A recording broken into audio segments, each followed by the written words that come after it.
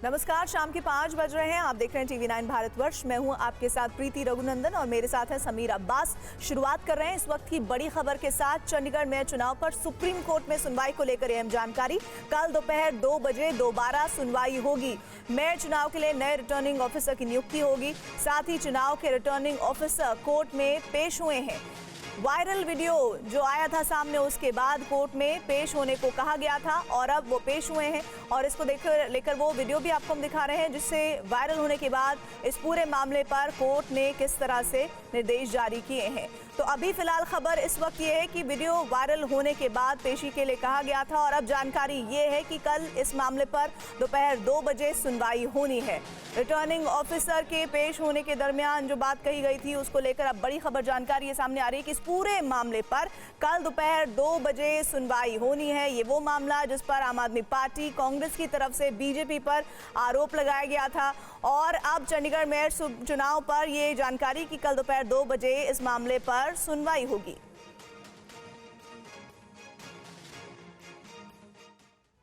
तो चंडीगढ़ मेयर चुनाव पर सुप्रीम सुनवाई से जुड़ी जो अहम बातें हैं वो अब हम आपके सामने रख रहे हैं, क्योंकि सीजीआई की तरफ से बहुत महत्वपूर्ण टिप्पणियां की गई हैं।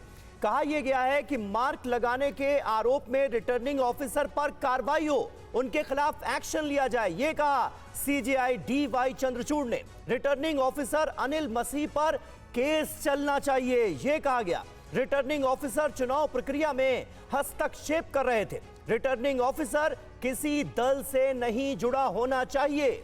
डिप्टी कमिश्नर नया रिटर्निंग ऑफिसर नियुक्त करें, इसके निर्देश दिए हैं सुप्रीम कोर्ट ने। अनिल मसीह से पूछा कि कैमरे पर देखकर बैलेट पर आप क्या लिख रहे थे, बैलेट पेपर पर क्या लिखने की कोशिश हो रही थी। चंडीगढ़ मेयर ने अभी इस्तीफा दिया या नहीं, यह सवाल भी पूछा गया। बैलेट पेपर को कल कोर्ट में पेश करने को कहा गया है। सुरक्षा के साथ बैलेट पेपर सुप्रीम कोर्ट में लाए जाएं। मतगणना का पूरा वीडियो भी सुप्रीम कोर्ट में पेश किया जाए, यह निर्देश दिया है देश की सबसे बड़ी अदालत ने। पीयूष पांडे हमारे संवाददाता सुप्रीम कोर्ट से हमारे साथ जुड़ चुके हैं। पीयूष, बहुत सख्त रुख अख्तियार कर लिया है सुप्रीम कोर्ट ने इस पूरे मामले में। अब आगे होगा क्या उम्मीद की जाए? जी समीर, देखिए इस मामले में सबसे अहम बात ये थी कि रिटर्निंग जो ऑफिसर जो है उस पर कड़ा रुख था सीजीआई का। सीजीआई का ये कहना था कि आपने आखिर वहाँ पर जो मार्क किया वो आपने क्यों किया। तब उन्होंने कहा कि नहीं, मैं उन बैलेट को मार्क कर रहा था जो ख़राब किए गए थे आम आदमी पार्टी की ओर से।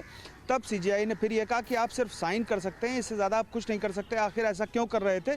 तब सीजीआई ने आदेश जारी करते हुए हाईकोर्ट के रजिस्ट्रार को ये निर्देश दिया कि आप सारे बैलेट पेपर आप भेजें सुप्रीम कोर्ट के समक्ष, और इसके अलावा जो वीडियो है वो भी पूरा कल देखा जाएगा इस मामले का जो है।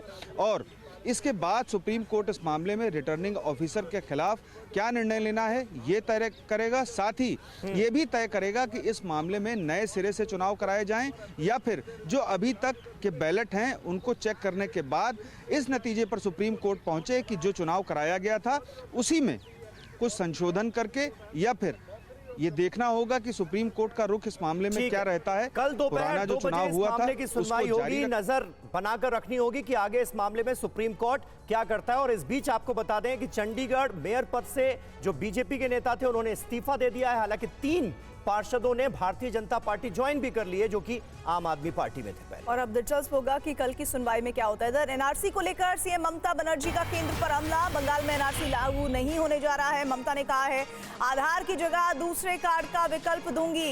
ये असम, बिहार नहीं, बंगाल है। ममता बनर्जी का ये तल्ख रुख एनआरसी के मुद्दे पर।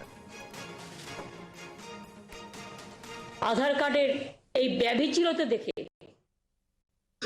এই অত্যাচার দেখে আমি গরিব মানুষকে বলবো, যদি আমারটা শুনে থাকেন কোনো অসহায়তা বোধ করবেন না, জাস্ট আমাদের জানান।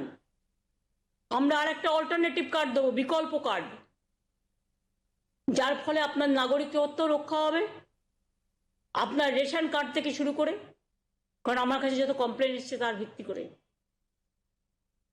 আর বাদ বাকি আমি সবাইকে বলবো কোনো ভয় পাওয়ার কারণ নেই। এখানে এনআরসি হবে না, বলছি যখন হবে না হবে না, গায়ের জোরে হবে না।